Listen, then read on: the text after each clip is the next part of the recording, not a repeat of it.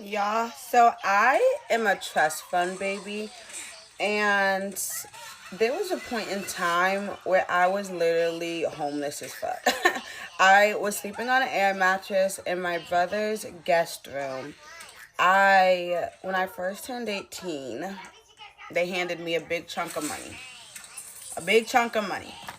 I get this big chunk of money every month, so even if I went broke, I knew that I was getting it right back. So by 20, I had 3 evictions.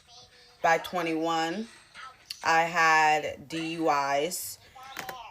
By 25, my credit score was a 400. Because if one thing didn't work, I could buy my way into another thing.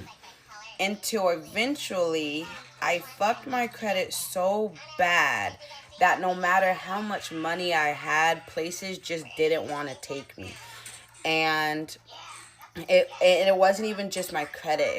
I was damaging these apartments. I was in an abusive relationship, so like we were busting things. And what I would do, call my parents, and my parents would talk the apartments, and they would settle on a price, and we would pay it, go on with our day. I mean, go on and move to the next apartment. But like I said, that only gets you so far. So that when I was pregnant with my son, that was like when I was very down bad. I told you I was on the air mattress. I stayed with my brother, and I had to find a way to get my credit up before my son came, or find a loophole somewhere. Like, I was struggling.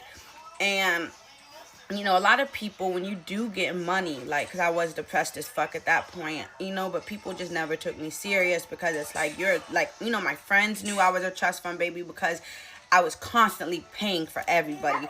I bought my friends a period of time. I knew, like, I feel like I had 100 people in the room with me, and probably only 2 people cared about my well-being. They did not give a fuck. And even though I lived with my brother, I was still outside buying people shit for no reason. And yeah, so when I did get pregnant with my son, I had 2 friends. I had 2 friends who stuck with me. And yeah, but I guess a lot of people didn't take it serious, because it's like, when you have all this money, what problems do you have, babe? You have money. You have endless money coming in. And I thought that. That's what I thought too. Especially when I first turned 18. I was like, why can't I be sad? I have endless money. Until I realized having good credit and being around people who care about your well-being is worth more than all of the money. All of it. And I'm going to stress this: credit, y'all. Your credit score. You have a good credit score, you're richer than most of the people our age. And I started learning that. You add 6 zeros onto your credit score. That's how much money you can get anything with it. So after I had my son, I had to like rebuild my life from the ground up. Like, I'm not saying I had this hard. I get it. I had an advantage because I still had the income coming in. But when you shit on your credit for so long, the DUIs, the apartment things, the things that are on my credit, like, no one would take me. I had to beg an apartment, like, please, like, I am 8 months pregnant. I was like, I had to tell them about my abuse. Like, I had to really, like, beg them to give me a chance. I was like, I had to beg. And thank God he found a way, because I ended up getting into the apartment, and that's how I got back on my feet. And that was when I started giving a fuck about my credit. And that's when I started, doing things like budgeting and saving stuff. But through my younger years, like, when all that was happening, and I seen the people who, like, didn't want shit to do with me after, and like how down bad I was, it was just like, dang, like, I'm a cornball. Like, I'm so lonely. I felt like a loser. I was literally like, I have no real friends. Like, a year ago, I had fucking everything. Everyone invited me everywhere. I had like the nigga on my arm. I was great. My daughter was still a baby. I only had one daughter, and she was the little it girl. Everyone talked about her. Like, I felt like I was so high. And then, like I said, all of a sudden, within months, my whole life crumbled down. And then I started realizing my life has always been crumbled down. I was just throwing money on top of it and finding loopholes to the point where when I couldn't find a loophole, when my parents couldn't save me, I really seen how much of a loser I was. Like, babe, like, take away this trust fund. What the fuck are you doing with your life? Take away this money. What do you have? You don't got friends because you're a bitch. You don't have nobody who would actually ride for you. I remember when I was pregnant with my son and I stopped going out. I wasn't going out. I wasn't talking to people. I wasn't paying hundreds of dollars for sections. Why am I a girl paying for sex? Oh my God, y'all. I was throwing money, blowing through it. I remember when my birthday came, I was pregnant with Saya. So I haven't been out in months. I haven't been really talking to anybody.